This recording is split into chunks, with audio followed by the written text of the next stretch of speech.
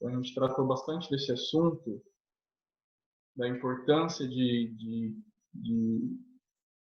conhecermos Jesus por quem Ele é, não por quem nós achamos que Ele é, mas por quem Ele de fato é.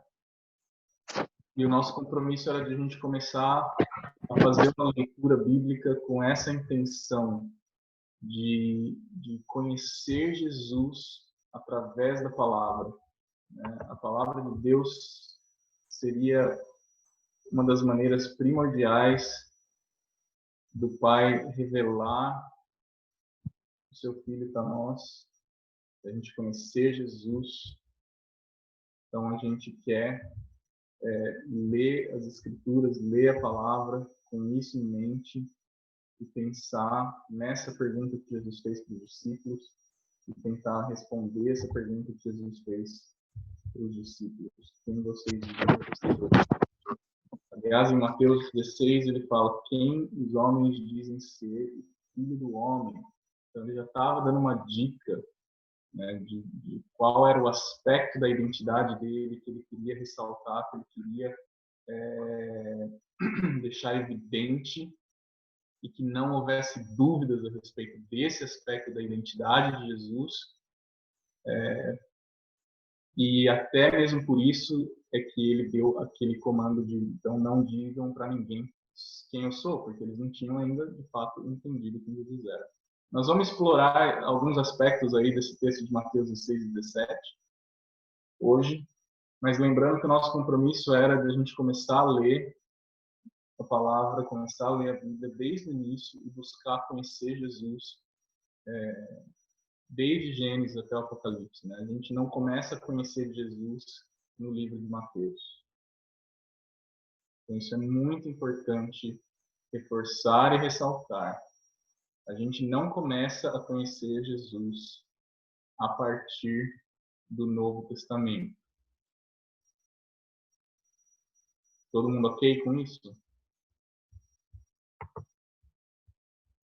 Todo mundo de acordo com isso?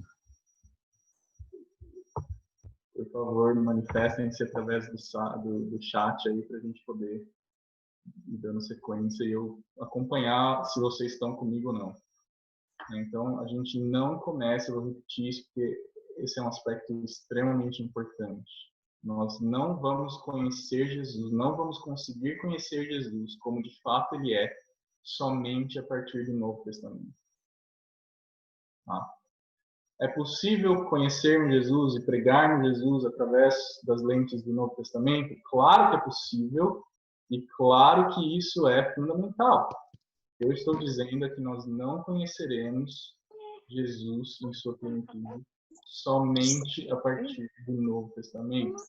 Ou seja, se a nossa teologia, não vou nem falar nossa teologia, mas o nosso conhecimento de Jesus se baseia apenas nos evangelhos ou apenas no Novo Testamento, nós temos uma visão incompleta sobre quem é Jesus, uma visão somente fragmentada sobre quem é Jesus. E isso pode comprometer a nossa vida cristã, a nossa caminhada com Ele, o nosso conhecimento dele e principalmente como nós o veremos nos últimos dias e no dia da sua vinda. Então, por isso ele faz uma importante pergunta para os seus discípulos nesse texto em Mateus 16, 17. Quem os homens dizem ser o Filho do Homem, mas e vocês, quem vocês dizem que eu sou? Então, são duas questões para a gente analisar e começarmos a responder essa pergunta, né? Sobre quem é Jesus. Muito bem. E aí, o compromisso de vocês é começar a ler desde Gênesis e procurar enxergar Jesus desde o primeiro livro da Bíblia, né, desde o início, e identificando Jesus ao longo da jornada de leitura bíblica de vocês. E a gente vai fazer um pouco desse exercício juntos. Antes de ir para o livro de Gênesis e para o Antigo Testamento, eu queria continuar ainda nesse texto de Mateus 16 e 17, relembrando alguns aspectos. Primeira coisa é, Mateus 16 e 17, ele tem uma continuidade que muitas vezes a gente quebra bueno, entonces te llamo ahorita. a cultura, e isso prejudica o nosso entendimento e a nossa interpretação do que está acontecendo ali. Então, lembrando que as divisões de capítulos, elas não são inspiradas, não são parte do texto inspirado, das escrituras inspiradas. Elas foram adicionadas ao texto. E mesmo aqui em Mateus 16 e 17, mesmo havendo uma diferença de 6 dias entre um acontecimento e outro, a gente vê que há uma continuidade e uma ligação importante, e muitas vezes a gente para em Mateus 16, 27, desculpa, e não continua lendo em Mateus 17,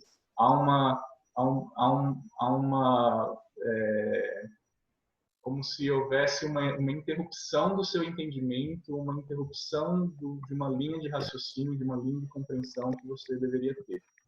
Então, vamos fazer um outline de Mateus 16, 17, uma estruturação de Mateus 16, 17, desse episódio, dessa importante pergunta que Jesus fez. A gente começaria em Mateus 16, 13, quando Jesus aparece, então, com os discípulos em Cesareia de Filipe e ele faz a pergunta. Então, se a gente for analisar esse texto, a gente vai trabalhar de Mateus 16, 13 até Mateus 17, 9. Então, de Mateus 16, 13 até Mateus 16, 20, Jesus está trazendo aspectos, são 5 aspectos fundamentais do Evangelho que a gente vai tratar. Então, o primeiro aspecto é Mateus 16, 13 ao 20, é Jesus falando da sua identidade. E é nisso que a gente vai focar depois a continuidade dos nossos encontros. Depois, Mateus 16, 21 até o 23, Jesus vai trazer um outro aspecto importante do Evangelho, porque ele vai falar a respeito do seu sofrimento. Na continuidade, a partir do versículo 24 ao 28, Jesus vai falar, um terceiro aspecto extremamente importante do Evangelho, Jesus vai falar sobre o seu povo e sobre o seu reino. Então, se vocês estiverem anotando esses esquemas aí nas divisões de versículos, no versículo 27 especificamente, Jesus está tratando dos seus juízos, que é um aspecto extremamente negligenciado do Evangelho, mas é um aspecto extremamente importante ao Evangelho. Os juízos de Deus, os juízos de Jesus. E aí, de Mateus 17, do versículo 1 ao 9, Jesus vai falar do quinto aspecto fundamental do Evangelho, que é a sua glória. Então, são 5 aspectos importantes, e por isso que essa quebra em Mateus 16 para Mateus 17 é uma quebra que talvez não deveria existir. Mas talvez o texto deveria ter essa continuidade até o versículo 9 do capítulo 17.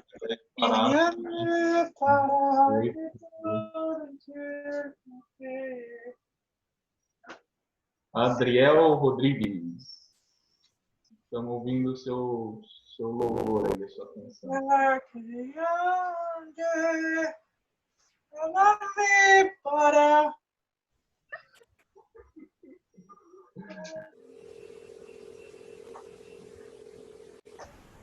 Daniel, você está aí ainda? Cadê você? Vou embora. Quem está com o usuário do Paulo, será que dá para travar o áudio de todo mundo, por favor?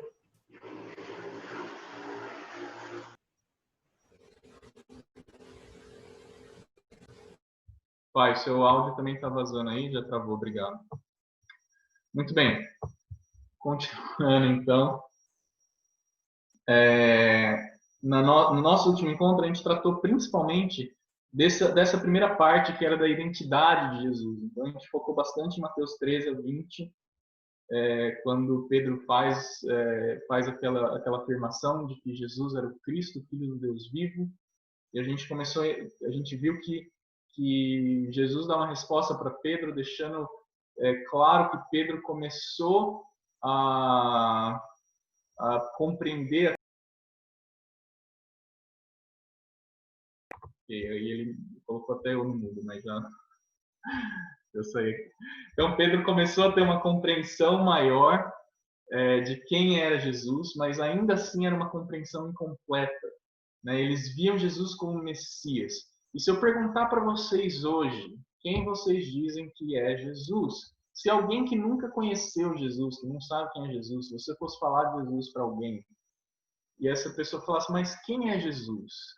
Sinceramente, pensa com você mesmo que resposta que você daria. Vamos lá, todo mundo colocando aí no chat. Uma palavra, quem é Jesus? Em uma palavra. Ou em duas, como Pedro fez.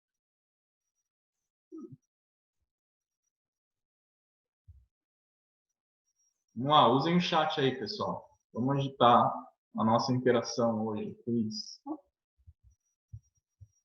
Salvador, vida, ok. O que mais? Caminho, verdade. O que mais?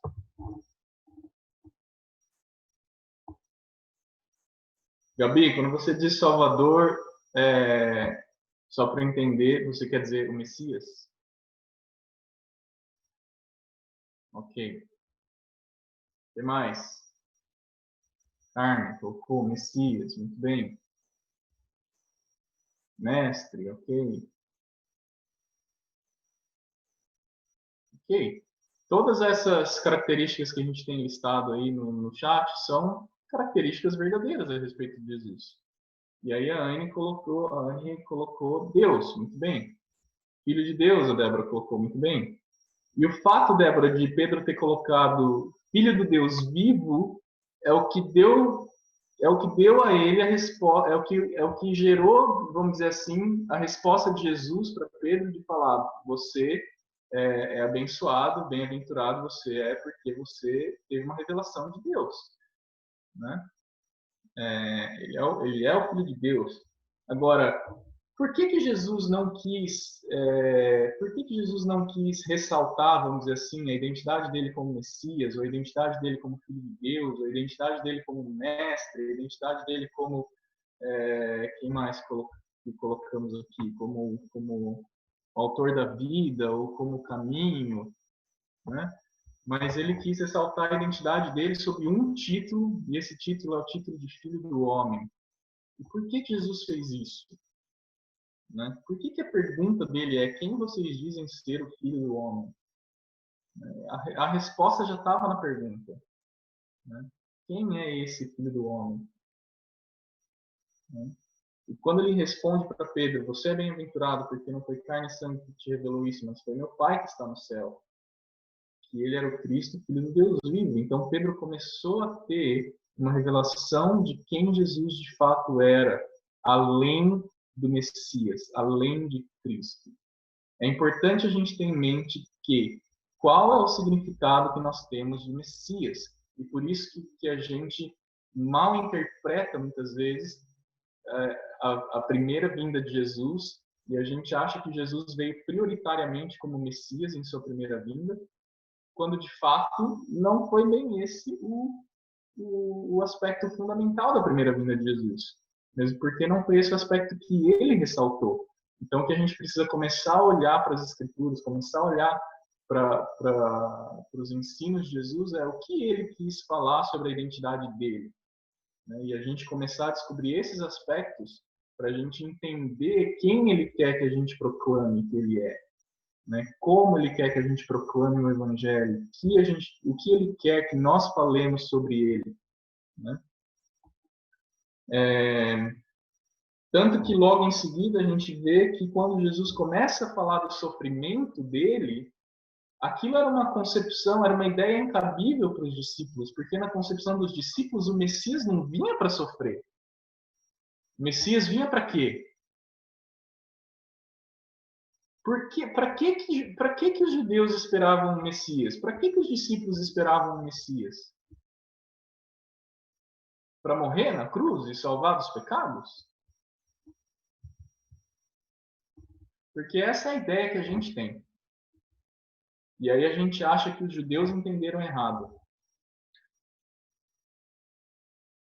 Quando a gente também está entendendo errado.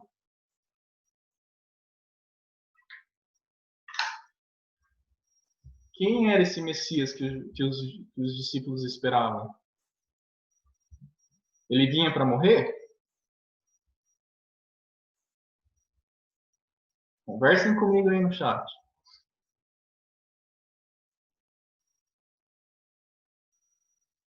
E por isso que eu falo que se a gente começar somente pelo Novo Testamento, se a gente buscar um entendimento de Jesus, conhecer Jesus somente pelo Novo Testamento, a gente vai ter uma ideia limitada sobre quem Jesus é, porque Jesus não começa no Novo Testamento. Jesus não começa na encarnação como um bebê no ventre de Maria, né? Ele é desde o princípio. João fala que no princípio era o verbo estava com Deus, a palavra estava com Deus e a palavra era Deus.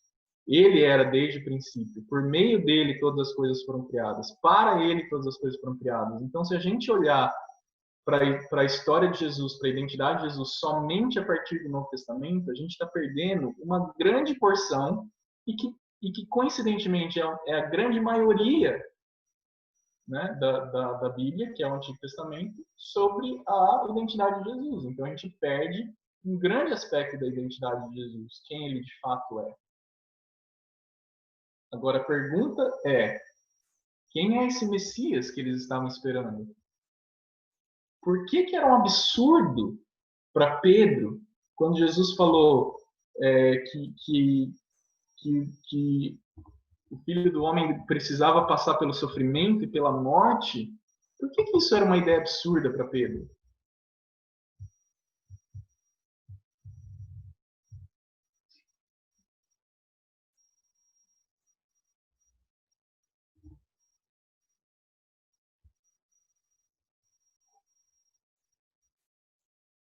Alguém arrisca? Versículo 21, lá. Desde esse tempo começou Jesus Cristo a mostrar aos seus discípulos que lhe era necessário seguir para Jerusalém e sofrer muitas coisas dos anciãos, dos principais sacerdotes, dos escribas, ser morto e então ressuscitado no terceiro dia. E Pedro, chamando Jesus à parte, reprovou Jesus, dizendo: tem compaixão de ti, Senhor. Isso de modo algum acontecerá a você. E Jesus voltou-se a Pedro e disse: algumas versões vão dizer arreda Satanás, mas eu gosto de uma versão que diz: para trás de mim, Satanás, porque faz muito mais sentido. Jesus não estava expulsando Pedro, mas Jesus estava falando: Pedro, volta para o seu lugar, que é para trás de mim, como meu seguidor, e não como alguém que vai dizer o que eu devo ou não fazer, o que é bom ou não para mim. Para trás de mim.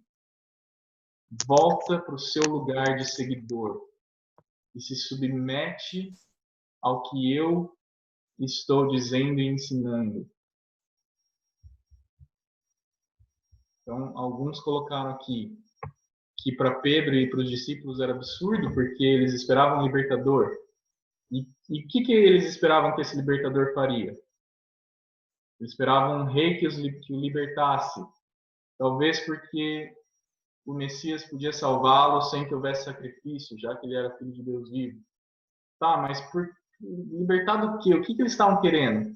Qual era a esperança deles? Qual a esperança até hoje deles?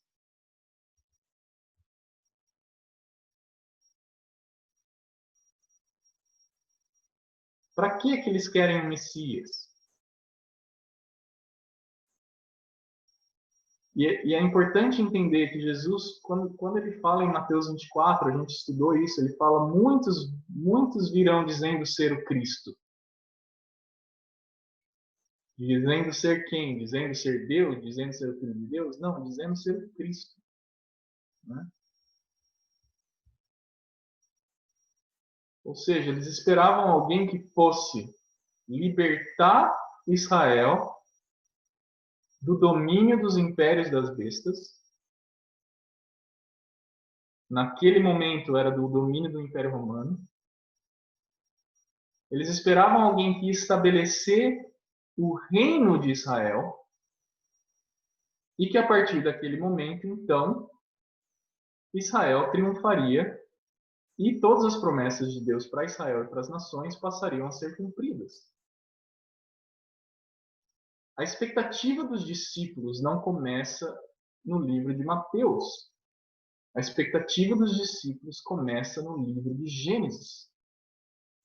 E se a gente não entender isso, a gente nunca vai entender qual é a identidade que Jesus quis ressaltar, qual aspecto, vamos dizer assim, da identidade dele que ele quis ressaltar, e o que Jesus quer que nós compreendamos a respeito de quem ele é e como ele quer que nós nos relacionemos com ele à medida que nós conhecemos quem ele de fato é, de acordo com o que ele disse que ele era, com quem ele disse que ele era.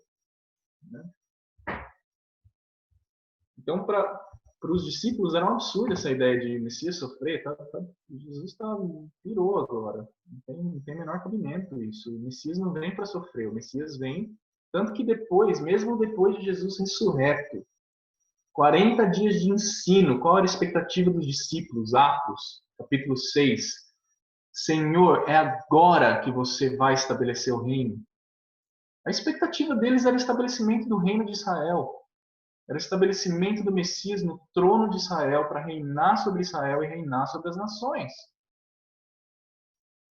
Então, se a gente não entende o contexto em que os discípulos estavam vivendo, qual era a expectativa que eles tinham, qual é o contexto histórico da palavra e o contexto histórico e cultural na época, difícil a gente compreender o porquê dos textos bíblicos, o porquê das narrativas bíblicas.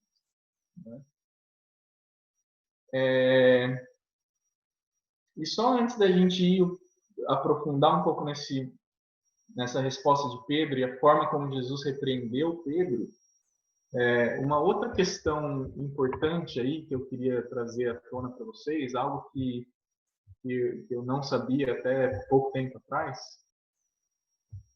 é que esse lugar onde Jesus estava, e a gente, isso está específico no versículo 13, né? Jesus estava, ele foi com seus discípulos para Cesareia de Filipe e ali ele fez uma pergunta. Né? Naquele lugar ele fez essa pergunta: quem vocês dizem ser o Filho do Homem? Esse lugar, especificamente, Cesareia de Filipe,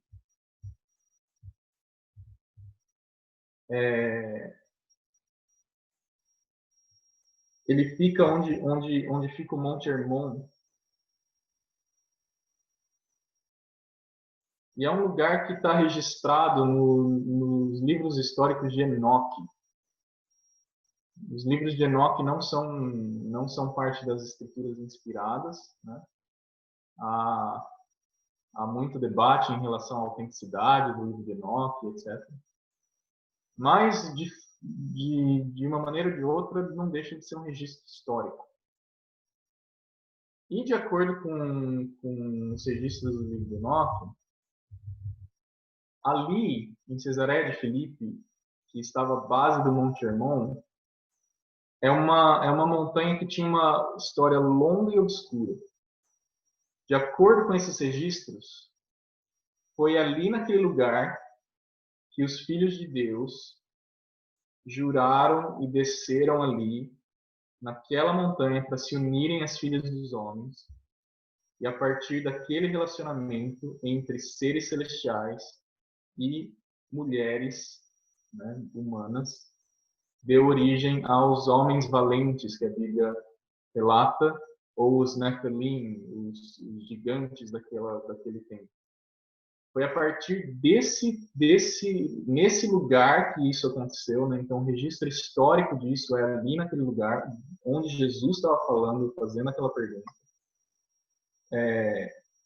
E vocês vão se lembrar então que foi esse evento e e as consequências desse evento lá em Gênesis, que levou Deus a registrar na palavra que Deus se arrependeu de ter feito o homem. Vocês se lembram disso? Sim?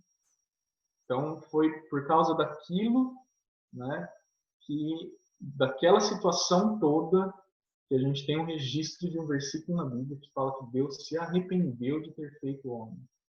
Então, naquele lugar onde Jesus perguntou: quem vocês dizem ser o Filho do Homem? Agora, qual é a ligação de uma coisa com a outra? Bom, a ligação é que desde o início esse lugar então é um lugar de pecado, é um lugar de trevas, né? E aquele lugar se tornou, ao longo da história, se tornou um lugar de culto de seitas pagãs, de cultos pagãos. Então, existem pesquisas arqueológicas que identificaram mais de 20 templos a céu aberto naquele lugar. E eram templos com característica de templos de adoração a astros, a astros como Sol, Lua, estrelas, planetas. E então imagina numa montanha mais de 20 templos catalogados em pesquisa de adorações a cultos pagãos, a seitas pagãs, a culto ao culto de deuses, de astros e etc. Então, um lugar com uma história extremamente de trevas, né? Extremamente de pecado. E ali, naquele lugar, existe uma caverna. E nessa caverna, que é a caverna conhecida como a Caverna de Pan, era um lugar de adoração ao deus Pan, né, que era um deus grego. E também ali naquele lugar existiam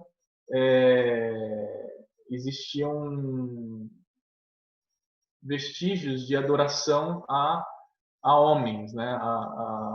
Porque naquela época os imperadores, os Césares, eles eram tidos como deuses, né? Então também existiam registros de cultos e veneração a essas figuras humanas, né? Então pensa, deuses pagãos, astros, culto a outros homens, né? A homens que eram tidos por deuses.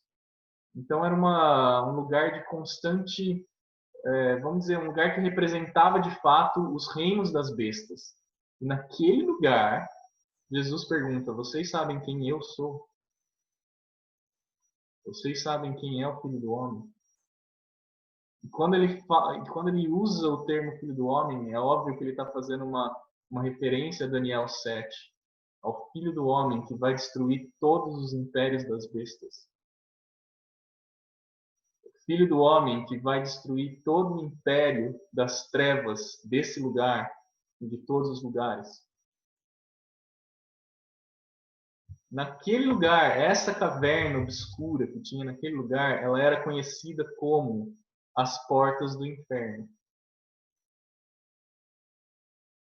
E por isso que Jesus fala para Pedro: Pedro, a revelação que você teve não é uma revelação que veio de raciocínio humano, mas é uma revelação que veio do meu Pai.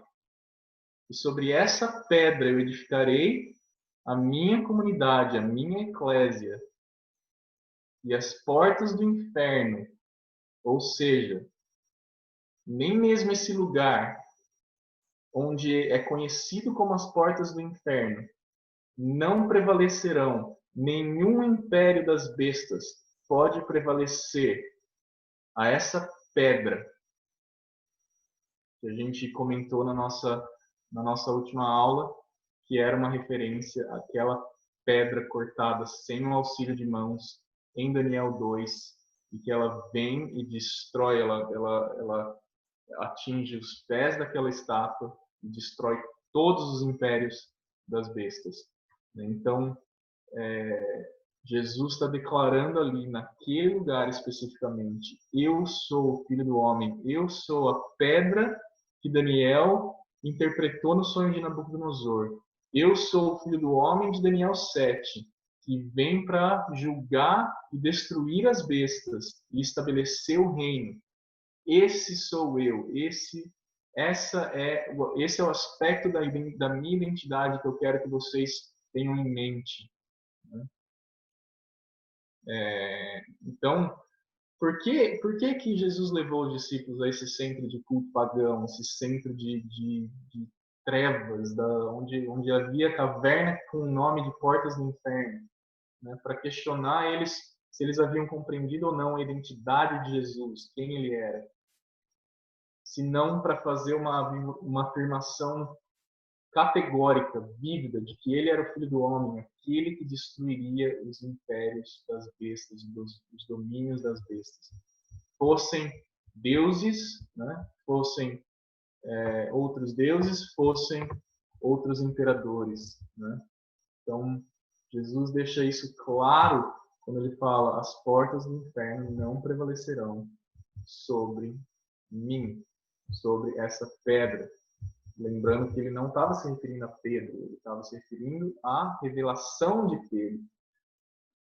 Quando ele fala, Pedro, também te digo que tu és Pedro, e sobre esta pedra edificarei a minha igreja. A pedra é, obviamente, que Jesus ia edificar a igreja dele através de Pedro, e através, não só de Pedro, mas através de todas as pessoas que tiverem a mesma revelação de Pedro. Porque ele é a pedra angular, Jesus é a pedra angular, onde todas as outras pedras de revelação formam a estrutura inabalável cujas portas do inferno não prevalecerão contra. Então, quando Jesus colocou perante eles assim nesse lugar onde haviam templos dedicados aos imperadores, aos deuses, e ele faz essa pergunta, ele está dizendo: vocês entenderam quem eu sou? Vocês entenderam que eu sou aquele que virá para destruir o império das bestas e estabelecer o reino de Deus?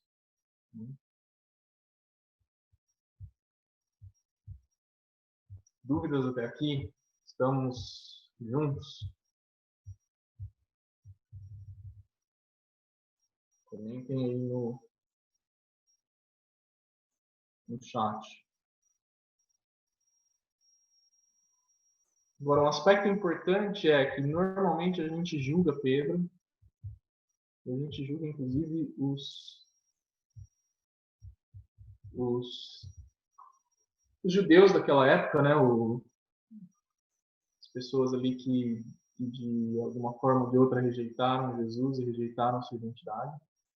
Mas muitas vezes a gente está agindo sobre o mesmo espírito de Pedro, quando ele foi repreendido por Jesus, e sobre o mesmo espírito dos judeus que rejeitaram Jesus naquele tempo. E por que eu digo isso? Porque quando Jesus repreende Pedro, ele fala: Pedro, você para trás de mim, Satanás, porque você está cogitando das coisas do homem e não das coisas de Deus. A repreensão de Jesus, lembrando também que Pedro era como se ele fosse um porta-voz dos outros discípulos, então ele estava ali expressando algo que os outros não tinham coragem de dizer. E ele disse. Tanto que nos relatos de Marcos e Lucas fala que Jesus, olhando para todos os discípulos, disse para Pedro: para trás de mim, Satanás. Então não foi uma repreensão só para Pedro. Sabe quando você está falando com um filho olhando para o outro? Foi mais ou menos isso que Jesus fez. Né? Ele repreendeu Pedro olhando para todos os discípulos. Ou seja, a repreensão de Pedro valia para todos. Para trás de mim, Satanás, porque você não cogita das coisas de Deus, mas das coisas dos homens. O que Jesus está dizendo é que Pedro estava agindo conforme o seu próprio conhecimento, ao invés de agir com aquilo que Deus estava revelando para ele. Deus tinha acabado de dar uma revelação para Pedro sobre quem era Jesus.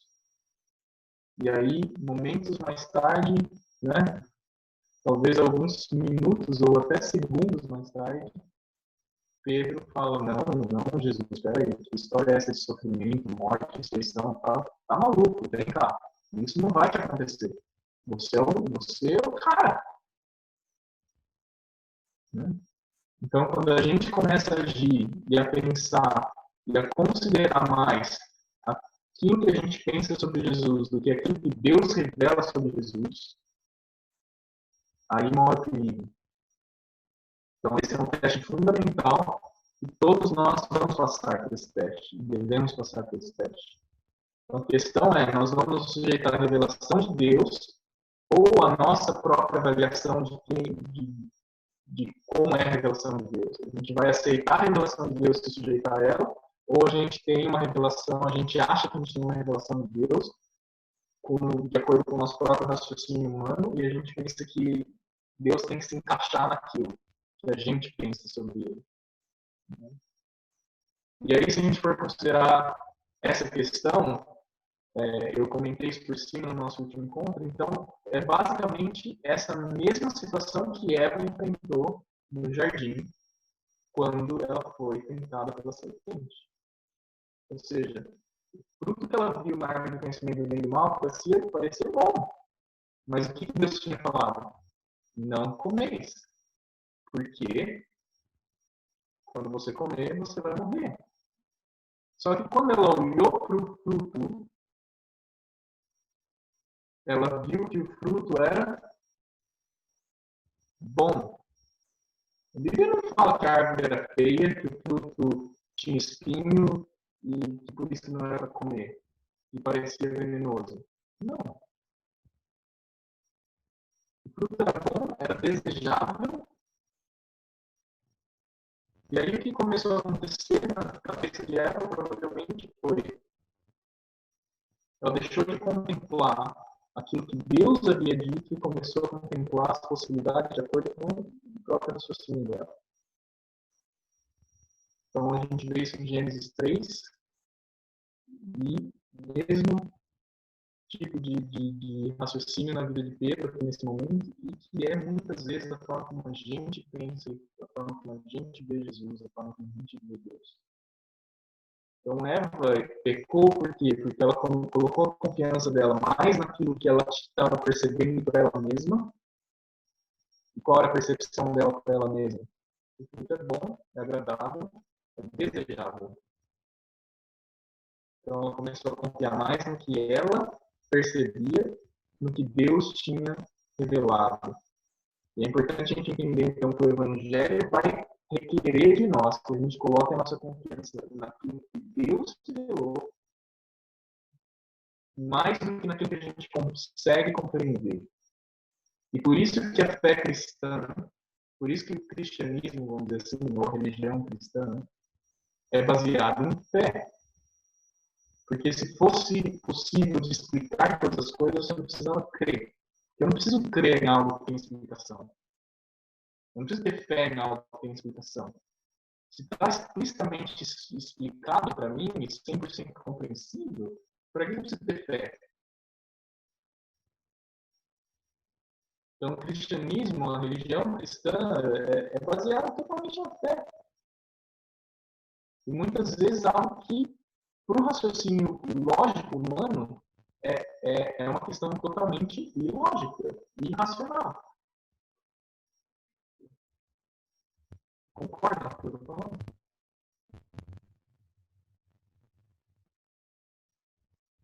Então, a gente precisa olhar para esse registro aqui de como Pedro reagiu, porque muitas vezes a atitude de Pedro é um indicativo não só da presunção de Pedro, mas também da nossa própria presunção.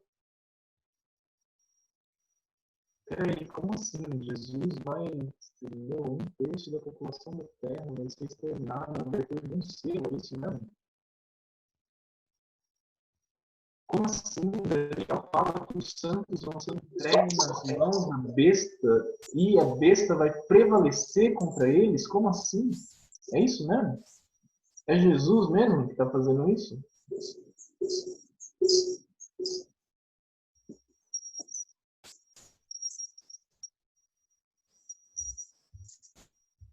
O que a gente vai preferir nesses dias? O que a gente vai preferir para a nossa caminhada cristã? Se submeter àquilo que Deus tem revelado a respeito dele mesmo e sobre Jesus, ou aquilo que nós esperamos que ele seja, como nós queremos que Jesus volte, como nós queremos que Jesus nos trate, como uma igreja triunfante, que não vai passar por sofrimento, que vai ser livre do sofrimento, que vai... Gente, Jesus falou, ele estabeleceu o padrão, ele falou, toma sua cruz e me segue. Isso está na sequência aqui. Mateus 16, 24. Então, Jesus disse aos seus discípulos, se alguém quer vir após mim, qual é a ordem dos fatores? Negue-se a si mesmo, tome a sua cruz e me siga.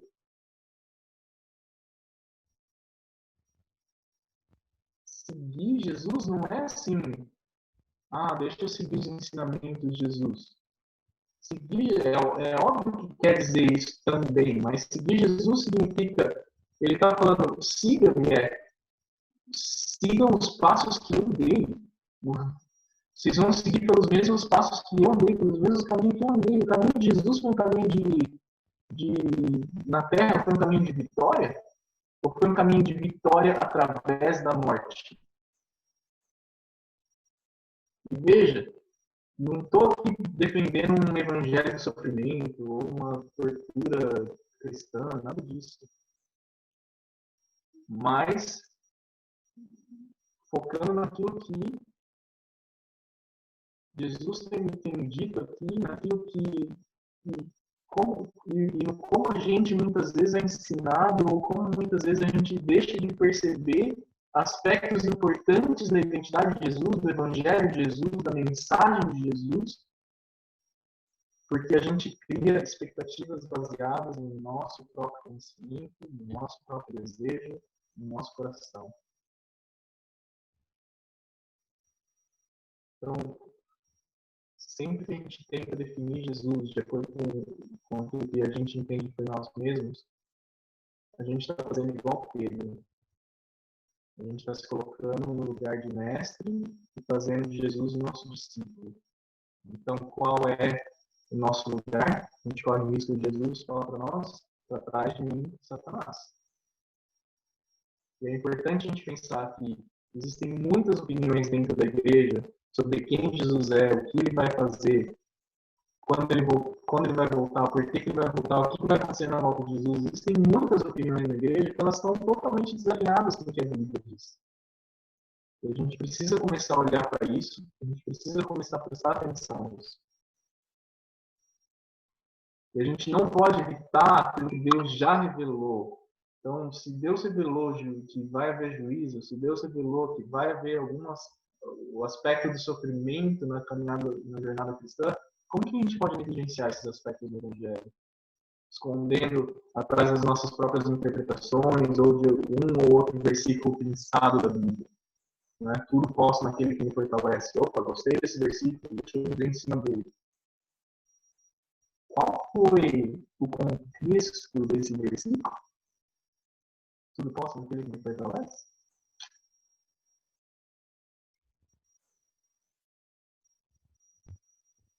Então, a gente precisa olhar para Jesus como quem ele é e como o que aquilo que a palavra já revela a respeito dele. Abraçando, então, uma compreensão total sobre quem ele é. Ele é servo e ele é o Senhor. Ele é gentil, mas ele também é forte. Ele é salvador, mas ele também é juiz. Então, todos esses aspectos são importantes. A gente não pode só tratar o aspecto, o salvador é um aspecto que eu gosto, o amor é um aspecto que eu gosto, o juízo. Aliás, a gente gosta da misericórdia de Jesus, da misericórdia de Deus, mas qual o sentido da misericórdia de Deus se não houver juízo? Se não tem juízo, para que tem que ter misericórdia? Entendem o que eu estou querendo dizer? Então, muitas vezes a gente negligencia aspectos importantes da identidade de Jesus, porque são aspectos que são agradáveis de ouvir, de estudar, de aprender, de viver vários deles, mas nem sempre a gente está a gente está formando uma concepção correta de quem Jesus é, do que ele vai fazer. Então, se vocês quiserem abrir em Gênesis 3, nesses últimos 5 minutos que a gente tem, Gênesis 3, então, é quando a serpente engana Eva, né? Ou tenta Eva ao pecado, né? À desobediência. E veja que, assim, o Mike Piccolo costuma dizer que você se torna aquilo que você contempla.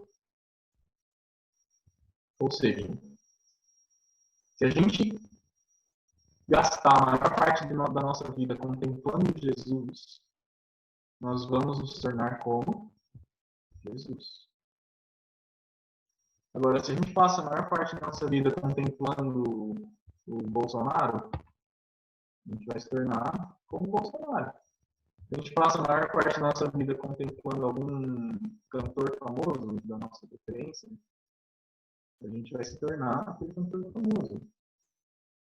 Teve uma época da minha adolescência, por exemplo, que eu ouvia muito Renato Russo. Só que eu ouvia, eu estava cantando igual Renato Russo no palco da igreja.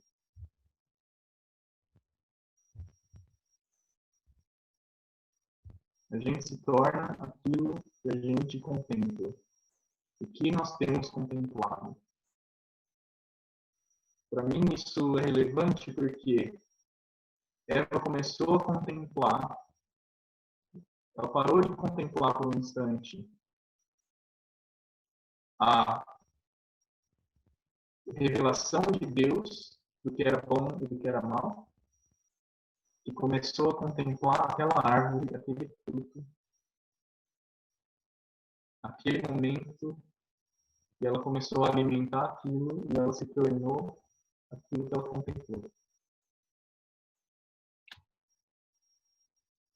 E então, ela tomou daquele fruto, comeu daquele fruto, ela deu para Adão também comeu daquele fruto. A gente já sabe a história, certo?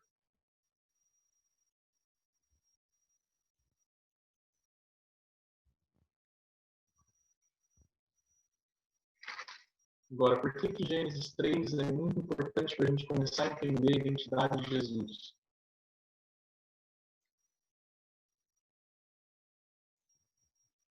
Porque no versículo 13, o Senhor Deus disse à mulher.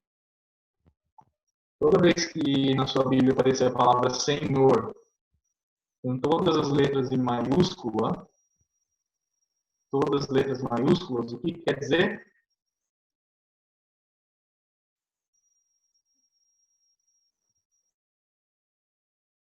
Versículo 13 de Gênesis 3. Disse o Senhor Deus à mulher. Senhor está tudo em maiúsculo aí na sua Bíblia? Sim ou não? Usem no chat.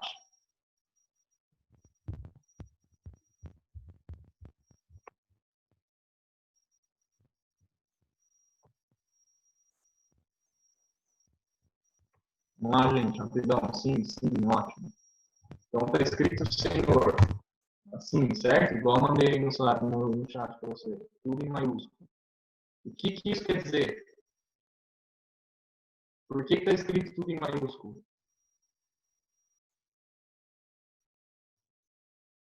Isso é importante para textos que a gente vai ler futuramente.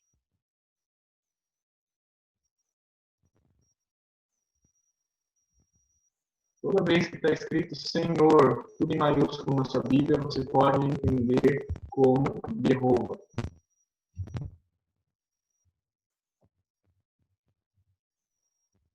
E aí eu coloquei o tetragrama para vocês.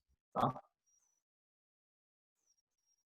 Toda vez que aparecer Senhor em letra maiúscula, você pode entender como Jeová, ou seja, como o próprio Deus. Tá? Eu tenho uma Bíblia aqui que eu acompanho com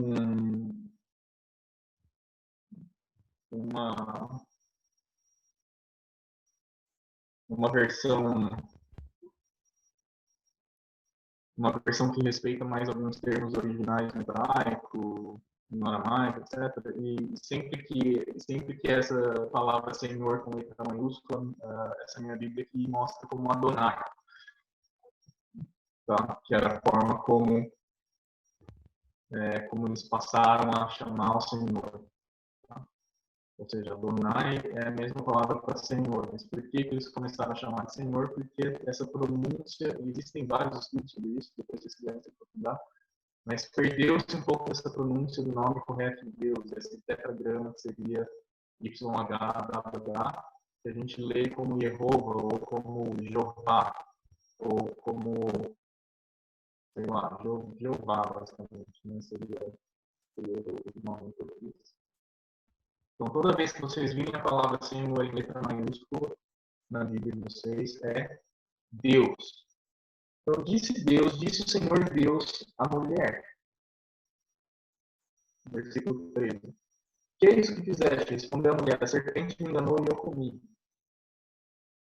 Então, o Senhor disse à serpente, visto que fizeste isso, maldita és entre todos os animais domésticos, e o és entre todos os animais selváticos.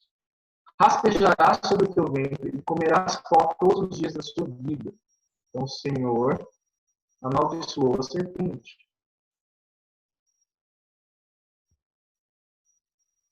Ou seja, possivelmente antes do pecado, a serpente não se rastejava sobre a barriga dela. Né? Possivelmente, sei lá, tinha pata, sei lá o quê.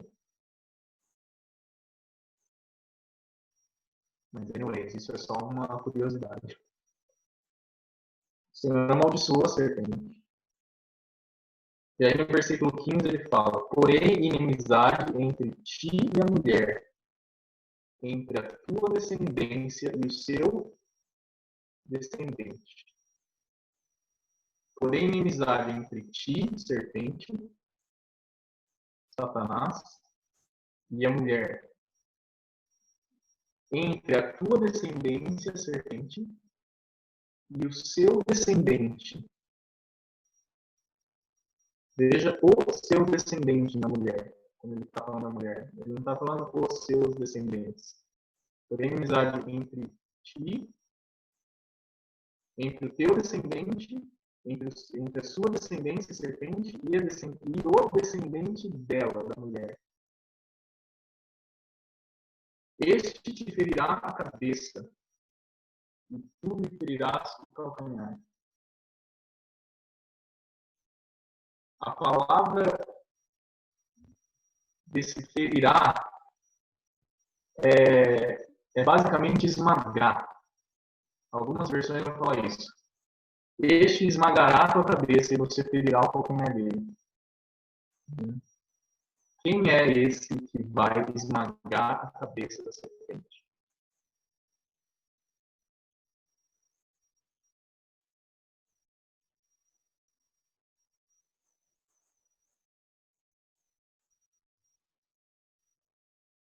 Quem é esse que vai esmagar a cabeça da serpente?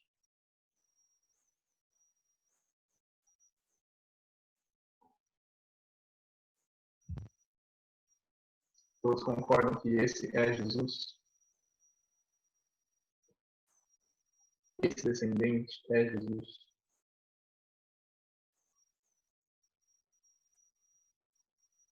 Agora a gente tem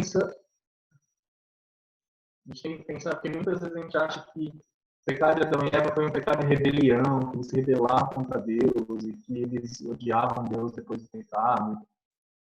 Mas não é isso que aconteceu. Então pensa na cabeça de Adão e Eva. Deus disse, o teu descendente. A gente vai ver em Gênesis 4, que quando Eva tem Caim, ela fala, tive um filho com a ajuda do Senhor. Deus, basicamente ela está dizendo, eu tive um filho com Deus. Por que ela está dizendo isso? Porque a expectativa dela era, é esse o descendente? Ela já queria, o coração do homem já começou a ansiar por essa promessa logo na sequência. Né? Então, um dos primeiros aspectos sobre a identidade de Jesus que eu queria que a gente prestasse atenção quando a gente lê em Gênesis é esse. Ele é o que vai esmagar a cabeça da serpente. Uhum. Ele é aquele que vem para esmagar a cabeça da serpente, para destruir os impérios das bestas e esmagar a cabeça da serpente.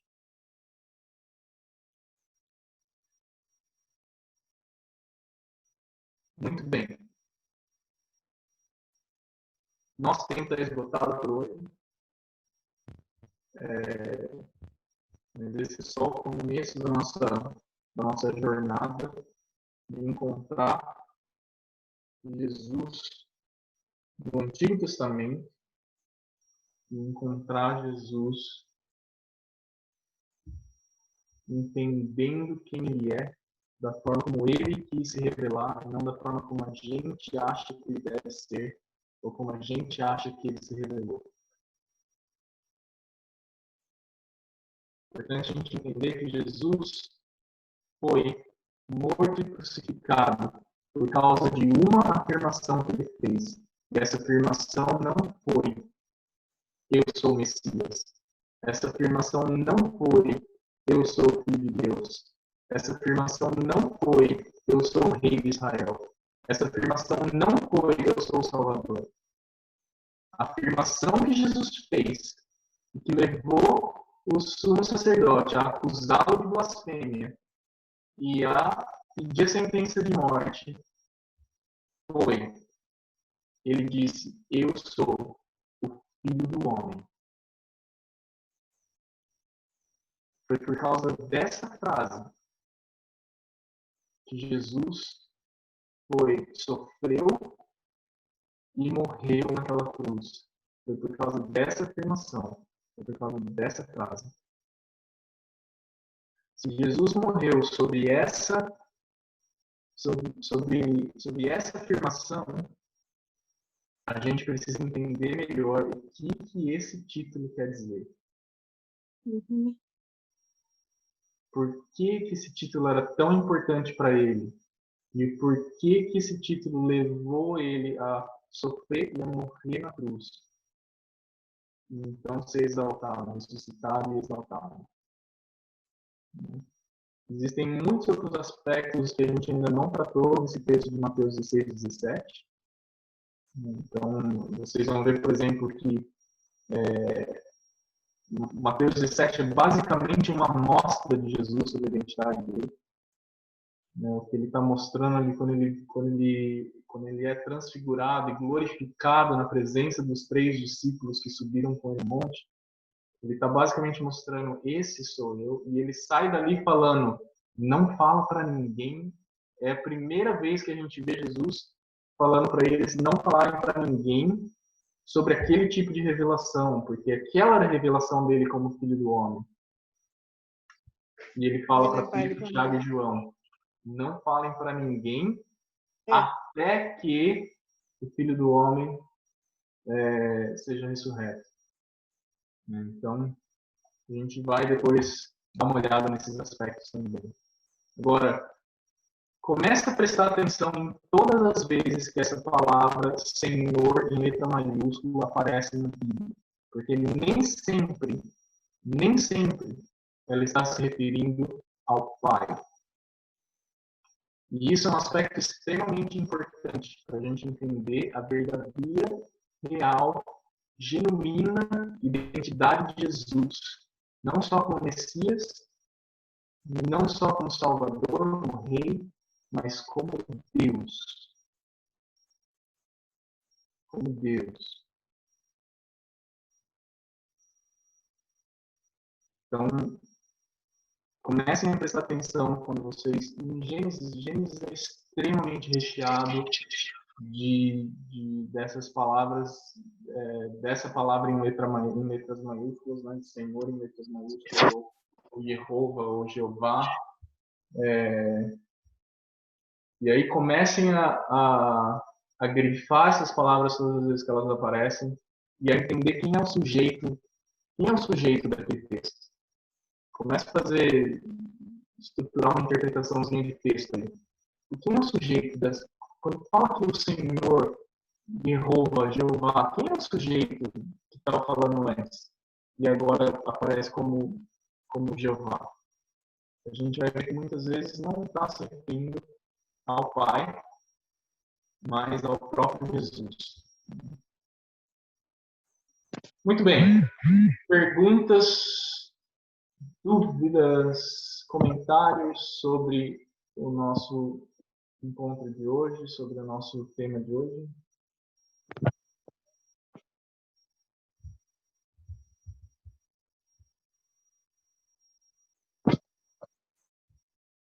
Sim, não, talvez.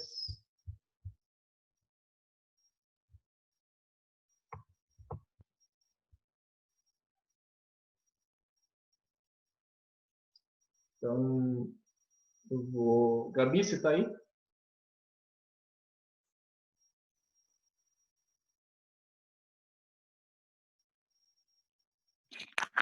Estou. Vou pedir então para você orar e encerrar a nossa reunião de hoje, pode ser? Claro, pode sim. Papai do céu, nós te agradecemos, Senhor, por este tempo, Pai.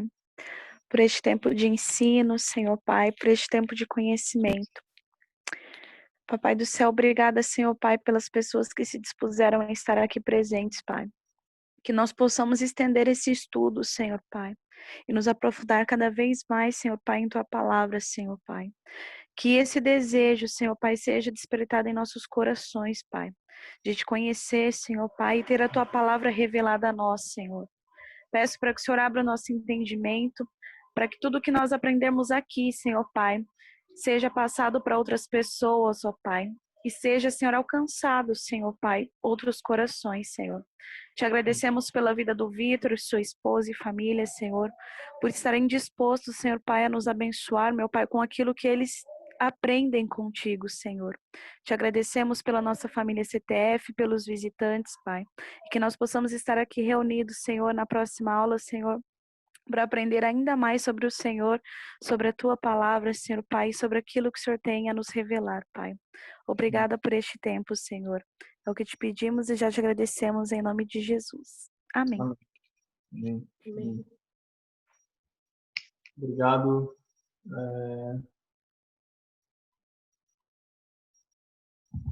Obrigado, pessoal, dos comentários aqui, estava lendo os comentários. Vamos continuar, então, com o dever de casa da última aula, que era ler Gênesis inteiro. Então, se você ainda não leu Gênesis inteiro, são 50 capítulos, exatamente. Então, em uma semana, tranquilinho de ler. Vamos ler Gênesis inteiro, porque aí eu quero rapidamente fazer um apanhado assim de momentos e situações na Bíblia que a gente pode ver Jesus e conhecer um pouco das características dele, da identidade dele, da personalidade dele, e começar a toda vez que a gente vê uma coisa ou outra aqui na nossa caminhada familiar aqui, a gente fica cada vez mais hum, admirado e cada vez mais impactado assim sobre a personalidade, sobre a pessoa de Jesus, sobre quem ele é, sobre o amor do Pai em revelar o seu filho. Assim. É impressionante quão Deus tem prazer em revelar o seu filho. E por isso que a palavra fala que aquele que pedir, quanto mais aquele que pedir, o Pai daria o Espírito Santo revelaria o Filho para nós. Então, que o Espírito Santo possa revelar Jesus para cada um de vocês, a cada momento vocês dedicarem tempo para buscar o Senhor e conhecer o Senhor através da palavra. Lembrando que se a gente não gosta de ler, eu já falei isso uma vez, essa é uma estratégia do inimigo contra nós, fazer a gente achar que a gente não gosta de ler. Porque a principal forma de Deus falar conosco nos nossos dias é através da palavra escrita. Ele já deixou a palavra escrita para nós e falta muitas vezes a gente ler. Né? Então, É importante a gente insistir com isso, se não for uma prática de vocês, insistam com isso. Por mais que seja um pouquinho só por dia, a gente tem que ter uma caminhada de leitura diária da palavra. Nessa última semana, com o nascimento do Daniel eu não tenho tido tempo de ler na mesma velocidade que eu estava lendo antes. Então, estou enroscado aqui em Lucas.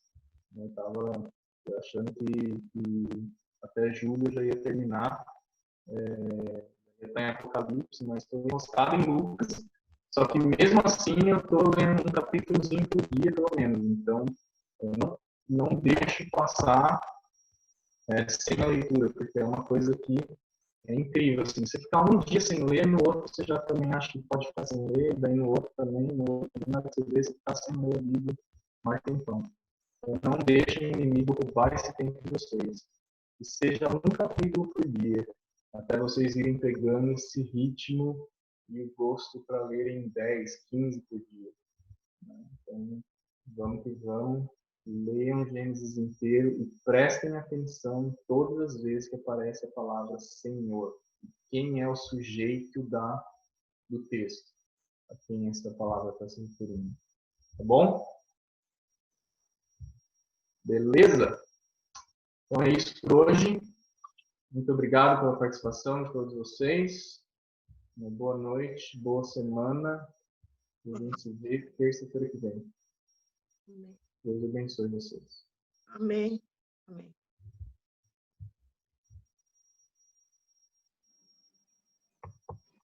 Amém. Glória a Deus.